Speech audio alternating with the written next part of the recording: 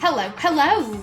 My name is Callista, and welcome back to Danganronpa Trigger Happy Havoc. In the last episode, we went to Kyoko's room and we found stashed away Mukuro Ikusaba's profile sheet. Let's see what we can learn about her. I made an effort to pull myself together, then looked down at the profile sheet. Name, Mukuro Ikusaba. Sex, female. The ultimate soldier. That is interesting. Kyoko told us that she was the ultimate despair, the ultimate soldier. Okay. Although small for her age, she was a military specialist trained in every weapon type imaginable. She showed an interest in the military from childhood and soon found herself completely absorbed in it. In elementary school, she won a survival game tournament and began writing for military magazines. Just before entering middle school, while she and her family were on vacation in Europe, she disappeared. The story of a young Japanese girl being kidnapped quickly took over Japanese media outlets. An intense international investigation turned up no information, and she was never found. However, she reappeared in Japan 3 years later, alone and completely unannounced. She revealed that she had joined a mercenary group known as Fenrir.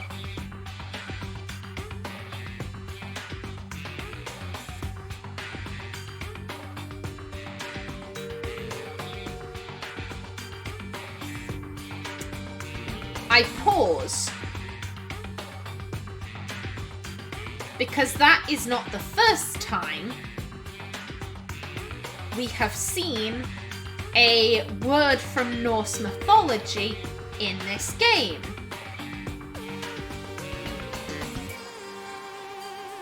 Come to me, deadly spear Gungnir. Gungnir was Odin's spear. I remember that. I used to be really into mythology when I was a little kid. My favourite was Greek, however, in later years I did get rather into Norse mythology. Gungnir was, Gungnir was Odin's spear. Fenrir was the Great Wolf. What was it you had on your hand? A dog? Dogs and wolves do look very similar. But yeah, Fenrir was the Great Wolf, and he was the child of Loki, and I want to say it was a giant. Something like that. I think it's Fenrir's death is one of the starting points for Ragnarok. I think Fenrir is at least mixed up in the Ragnarok mythology, and not in the same way as Thor Ragnarok. Not that film took liberties with the Norse mythology and Ragnarok and all of that. I have beef with that, but whatever. It's irrelevant. Ooh.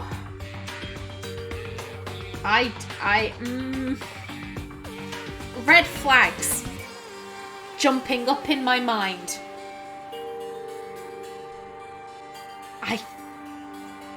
I thought that was a really fucking weird reference at the time.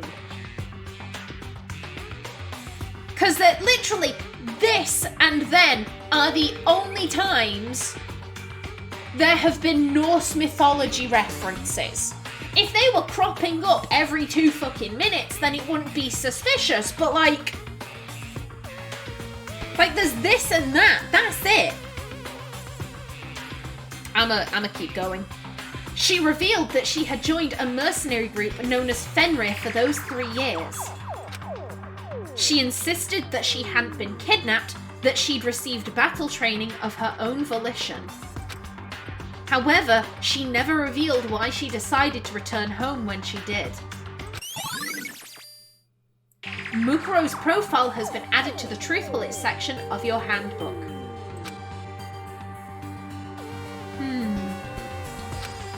The Ultimate Soldier? A mercenary group? This doesn't feel real. The world I grew up in, it's like a completely different dimension. It's like one's non-fiction and the other is sci-fi. There's no way to even compare the two. That's how different this is. That was how I saw things as just an ordinary person. But then... I see. I never imagined I would hear the name Fenrir in a place like this. Huh? You recognize it? Naturally. The Fenrir Mercenary Corps is a Let's try that again. The Fenrir Mercenary Corps is a collection of battle-crazed warmongers. But they do have their uses, and they always get the job done. That's worth remembering. This is all part of a world totally removed from the one I live in. I have to say I'm intrigued. Every rumor I've heard says that Fenrir has already... Found it! Whoa! I feel like our hero is becoming a bit player, and a bit player is becoming our hero! Ah, it's you! What? What have you got in your pretty little hand there? What? Uh-oh! You found her profile? So what if we did? Hey, come on now! Don't freak out on me. I'm not gonna hold it against you or anything. And in case you're wondering, I don't hold it against Kyoko either, even though she stole it and hid it. After all, there's no rule against stealing, is there? But who I can't forgive is Miss Ogami, who broke the rules and busted into the headmaster's room. I salute you once again, Sakura. You do you. Maybe I'll drag her corpse out here and slice it up and devour it. Bears are omnivorous, you know. What? Are rule violations really so unforgivable? You're quite adamant about those regulations of yours. Of course I am! A proper school life is built on the dedication to organization and order. Which is why even I, as the school headmaster, have to follow the regulations myself. Oh, so you're saying you have to follow your own rules as well? Of course! Absolutely! I can't have you complaining about how unfair it all is, now can I? In fact, on the subject of fairness, would you like to know something interesting? Interesting? It's about the one writing all the rules. They're actually... one of the participants in this killing game.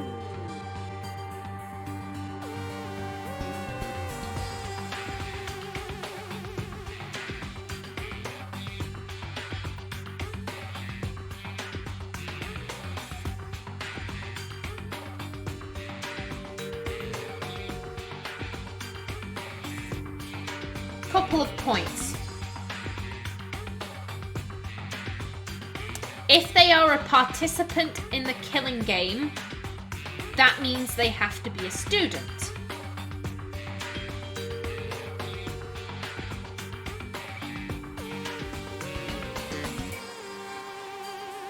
Second question. The first one wasn't a question, but fuck it. Second point, rather. Have we seen them before?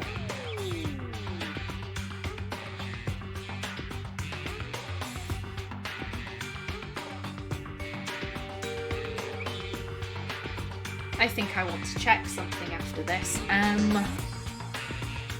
gonna hold.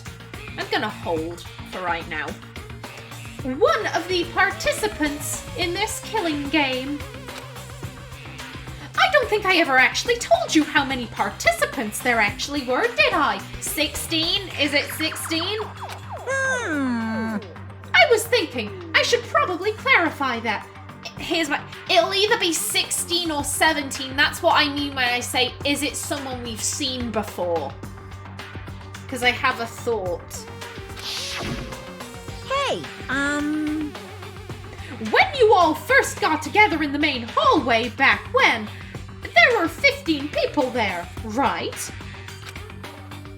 I think that first meeting may have led to a little misunderstanding among you all. A misunderstanding? Are you saying... in other words... That's right! There weren't actually 15 of you! Yes, indeed! The total number of students taking part in this killing game was actually 16. 16? Then... Mukuro Ikusaba. Again? What is this? 5? 6? They've all melded into one. How many times? The 16th student, lying hidden somewhere in this school. The one they call the ultimate despair. Watch out for her. The 16th student, Mukuro Ikusaba. She's part of this school life. So the one making all the regulations is... Why? He said it. Huh? Did you say something? Why are you telling us this? Oh, well, because... Like I told you, this killing game is desperately popular. You wouldn't believe the ratings. And since we've got so many viewers now, I wanted to make sure everyone was on the same page. I don't want to wake up to a hurricane of complaints and hate mail, you know. Yes, indeed! Makes sense? Well now. Sorry about that. My voice just completely broke there. Completely and utterly. It was not flattering at all. Let's try that again. Okay, that's all you get for now. Oh, actually, I do have some revenge to get, so I have an extra bonus for you. Revenge? I want to get back at that sneaky Miss Kirigiri, so I'm gonna share a little secret with you. Seriously? Hey, You know how she wears those stupid gloves day in, day out, all the time? Well, don't tell anyone I told you, but... she wears them to cover a bunch of hideous scars that she doesn't want anyone to see. Okay, so that body can't be Kyoko then. It 100% can't be Kyoko. What? Okay, now that's all you get. I'll accept that. Monokuma's account has been added to the Truth Bullet section of your handbook. Ooh. Kyoko wears those gloves to cover up a bunch of scars? Wait, so on the back of her hand... the tattoo? Wait, but no. Monokuma specifically said they were scars, right? And that's why Kyoko wears those gloves, to hide the scars. Which means... those fake nails on the corpse. Are you thinking about Kyoko again? Huh? What? Forget about her. What matters right now is uncovering Monokuma's trap. His trap? Such ignorance. God must have really hated you to make you so dull. Don't you remember what Monokuma just told us? He said there were 16 students, right? Which means Mukuro was a student here. That's right. Obviously, Monokuma was trying to tell us that Mukuro is the one creating the rules to the game. No. Monokuma said nothing of the sort. You're making an assumption. You know what? When I go do my research, I'm gonna bring you all with me for this one, okay? Because I want to go look at something. It kind of is spoiler territory, but I've said what this is before. I've said I got a specific card from Steam and I want to go and have a look at it. Because But why would he tell us that? And why now? He said he wanted to make things clear so there wouldn't be any complaints later. But the mere fact that he said that proves that Mukuro is connected to the case. That's why Monokuma revealed the existence of a 16th student. He needs to make our investigation fair. Mukuro is related to the case? It's certainly possible. Perhaps she's the one who killed Kyoko. Dude, how can you be this wrong? Like, literally, Monokuma had this whole ass speech. And you ignore the important thing about, like, Kyoko's hands are riddled with scars. So clearly the body isn't her.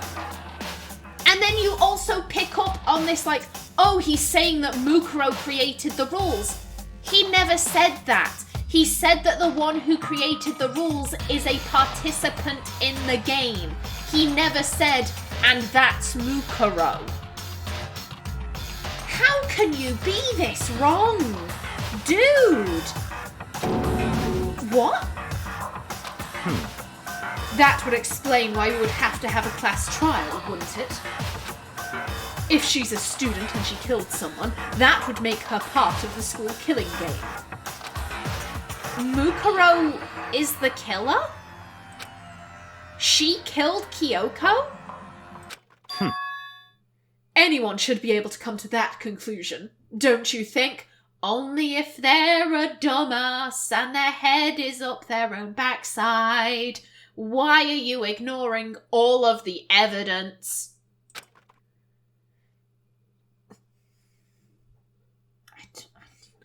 Buddy, you a dumbass. Buddy, what is going on in your head? Buddy, what? Buddy, no! In fact, that's exactly what I thought when the investigation first began. What? But, based on what Monokuma just told us, I've changed my mind. It's all clear now. Mukuro Ikusaba isn't the culprit. Huh? What makes you say that? We thought Mukuro, the ultimate despair, was the mastermind's true identity. But if that's true, Monokuma's behaviour makes no sense. Why would the mastermind go out of their way to reveal themselves to us? That's a good point. So, in other words... Mukuro giving us information that would raise questions about her would be bold, to say the least.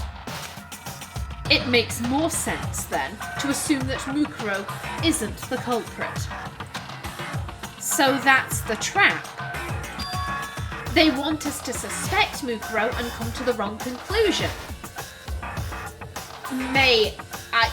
Byakuya has jumped through so many hoops at this stage, I don't even know what's going on with him. That's what makes sense to me. It makes zero fucking sense to me, bud. The way you say it, it definitely does seem possible. But if that's really true, if Mukuro isn't the killer, then who is?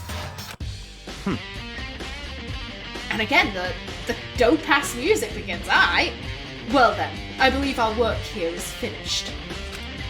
Let's move on. I'm sure there are other places in need of investigation. I should find out if that key and the dojo really are connected. Let's go. Well, are you coming? Okay. We got Byakuya along with us for the investigation. We want number 6. There are wooden lockers here. They use woodblock keys, just like those at super traditional public bathhouses. It looks like the key we found in Kyoko's room really does go to one of these lockers. I see. Makoto, do you see the locker farthest to the right? You mean number 6? You can just use the number. Very strange. That's the only one that doesn't have a key in it at the moment. You understand what that means, right? I should probably use the key we found on that locker, right? That's right. Well, just try it. Yeah, Makoto, you don't have to look for, confirmation from Byakuya. You can do it off your own back. Okay. I took out the woodblock key and inserted it into the locker's metal lock. And... click. The locker eagerly accepted the key and it opened. These are arrows in here. It looks like 10 arrows in total. They look like they're made of titanium, which means they're quite strong despite how thin they are. Of course, without a bow, they're nothing but strong little sticks. Strong sticks. Or spears. Titanium arrows has been added to the truth bullets section of your handbook. Oh, there's something else inside the locker. It's a wadded up ball of duct tape. I wonder what this was used for. Is that a blood stain? I see. If it is, that means it must surely be related to the case. This duct tape is related to the case somehow? But how could it possibly be involved? You know what? I have no idea.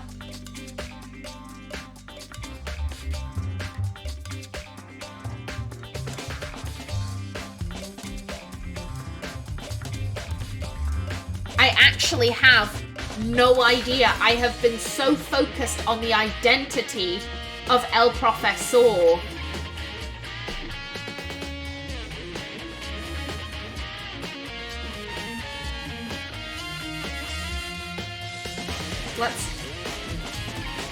Let's think this through, at the very least.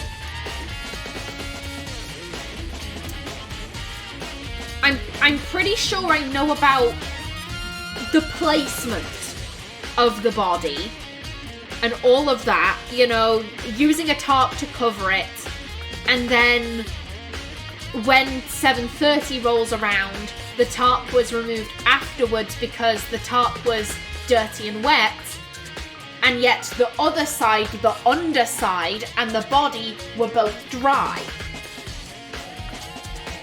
So the body was placed in the garden before 7:30, but it was only afterwards that it was revealed. The tarp was removed.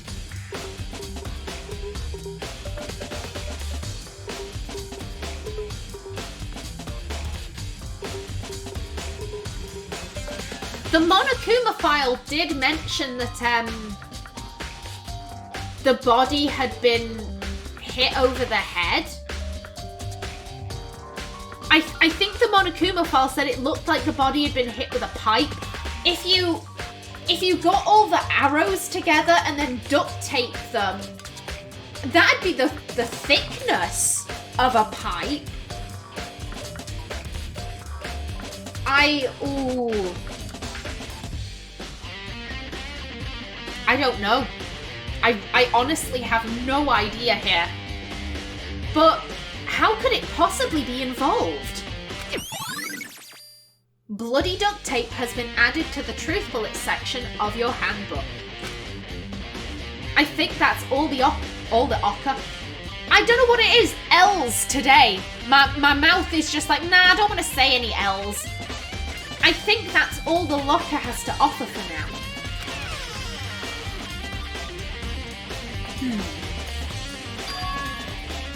Is something wrong? Very strange. It's very odd, don't you think? The locker was hiding items that were clearly related to the case. But how did the key to the locker wind up in the victim's room? That's not the fucking victim. Why? Or perhaps... Byakuya? Forget it. Come on, we need to continue on to the next location. Huh? What next location? What? There's still something we need to look into. We need to do more research on Fenrir. Fenrir? You mean the mercenary group that Mukuro was a part of? But how are we supposed to find out about that? The mysterious room full of dodgy, the fucking archive! There we go. I do speak English. I swear I do. Isn't it obvious? Where in this school would you go to do research on something? Research? Are you talking about the archive? That's right. The archive has all kinds of info that the general public doesn't have access to. Let's go. We only have so much time before the trial begins. Let's hurry.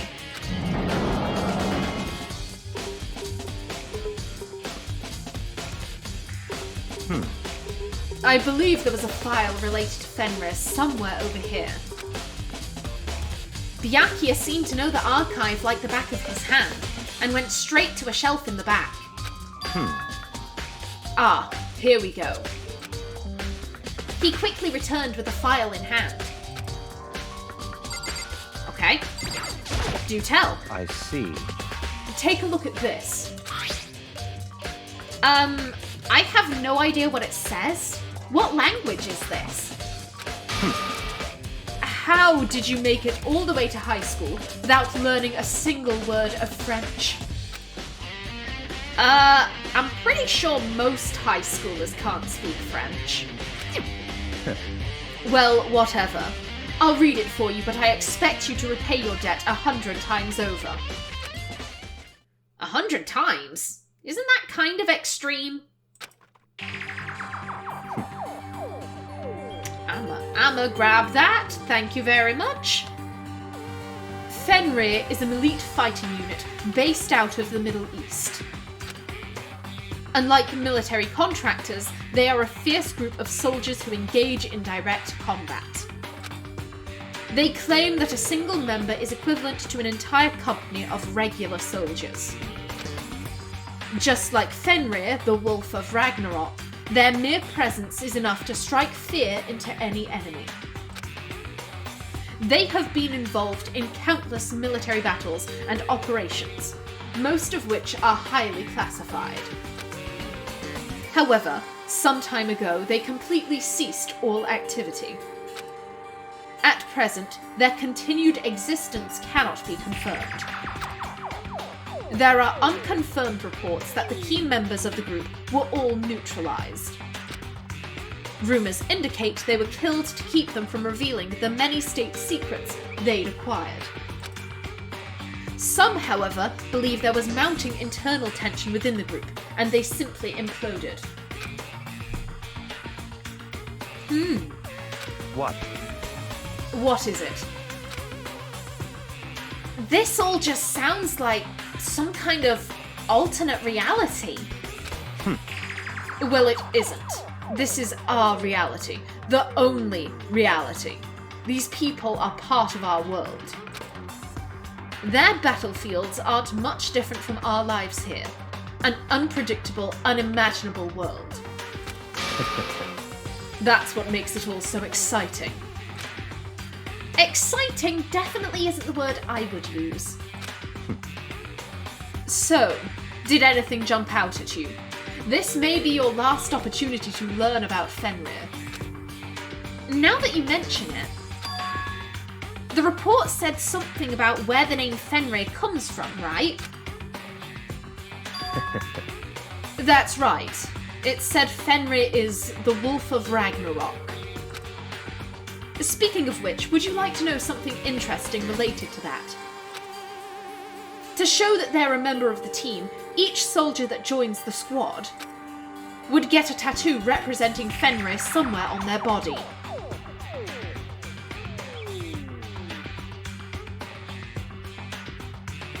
I am 100% looking at something after this episode, and again, I'm bringing you with me. You are coming on a journey with me after this.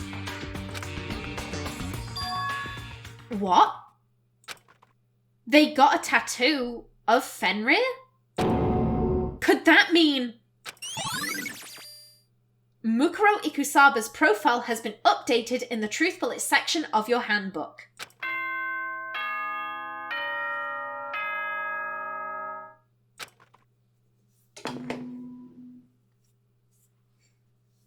Time is utterly silent, and yet it constantly assaults us, organisms, the earth, natural phenomena. It damages us little by little until the end. You should really think about that. Anyway, it's time to begin the class trial! Well, that wasn't depressing. So, please meet up in the usual spot. See you later! Then the time has come.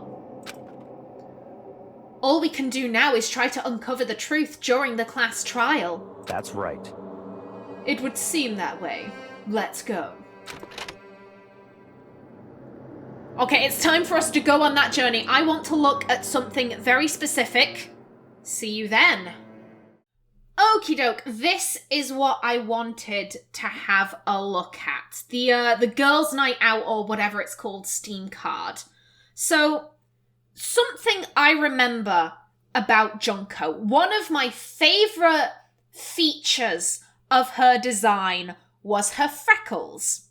I adore freckles. I wish I had them myself. I simply don't. And can you see? No freckles. No freckles at all. However, Miss Knife Girl over here, who I can only presume to be Mukuro Ikusaba, has those very, very cute freckles that I so adore.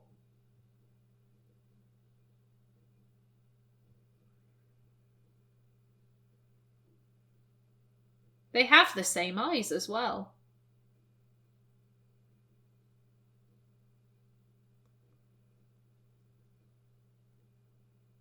Oh.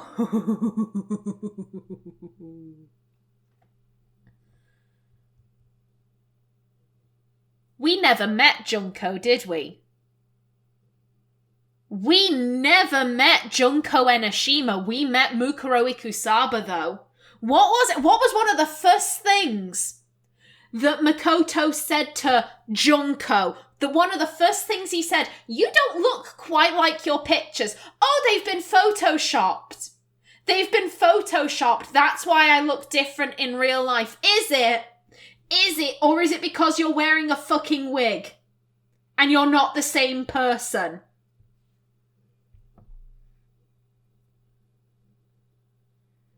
What was it she said? What was it she said?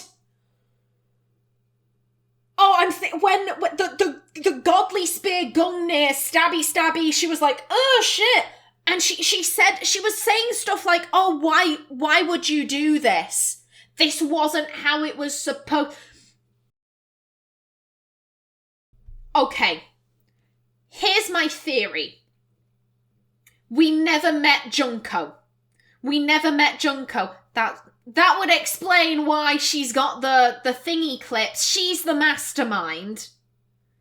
Miss Junko is the mastermind. She gets Mukuro to dress as her. I mean, they look so similar. They look very similar. So she gets Mukuro to wear her wig and, you know, pretend to be Junko, and no one's gonna be able to say, hang on a minute, you're not the real Junko Enoshima. They look very similar. No one realizes they've met any of the others before. There is no one who can say, hang up, you're not who you say you are. I'm assuming maybe she used, like, fucking foundation on her hand, something like that, to hide the tattoo, whatever. But yeah, so Mukuro pretended to be Junko, and then Junko, I assume Junko just decided, I'm gonna betray this bitch. Like, fuck it, who cares? I'm gonna betray this hoe. And so and the godly spear Gungnir, just as like a middle finger, like, oh, you were in Fenrir, that's a reference to the Wolf of Ragnarok. Well, here, godly spear Gungnir, I don't actually know if that was the weapon that killed Fenrir. My knowledge of Norse mythology doesn't go that deep, but so she uses Odin's spear to kill the Wolf of Ragnarok. And that's why she didn't act like Junko. I said this. I thought Junko would go out like, she had been so sassy. And she just wasn't. She was just like, oh shit, like, why did this happen? And I was like, this makes no sense. This makes no sense. Unless she was allied with the mastermind. She was, but it wasn't Junko, it was Mukuro.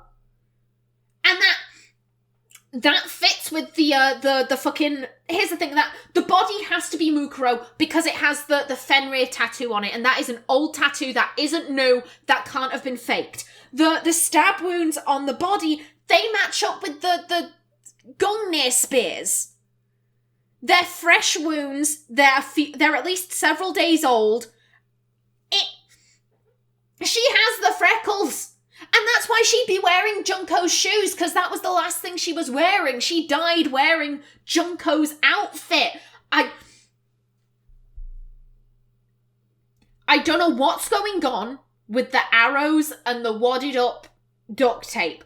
I have no idea about that. I have no idea why she's been bashed around the head. That would also make sense why,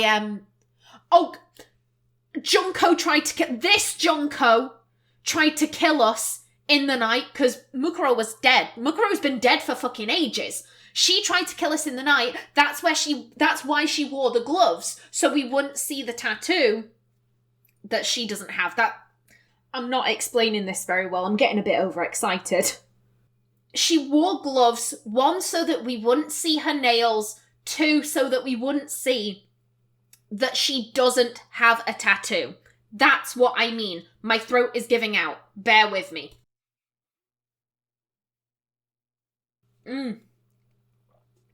Okay. So she attacks us in the night. Then she fucks off.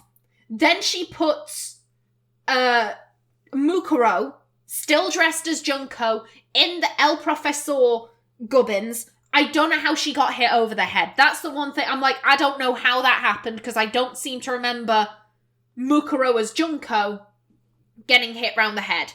Maybe, I don't know, maybe she dropped the body on her head. I don't know, but she places Mukuro down, puts the mask on her, puts the lab coat, drapes the lab coat over her, excuse me.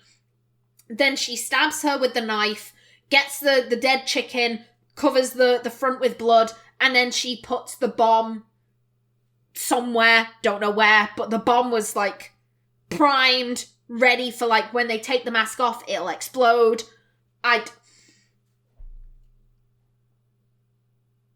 It's a fucking, a murder is announced. It's like a murder is announced. It's a murder is announced. It's one of my favourite Agatha Christie's novels. They're all my favourites. Basically, fucking, you have this lady, she's called Letitia Blacklock. Someone puts in the paper, oh, come round to Letitia Blacklock's house to witness a murder.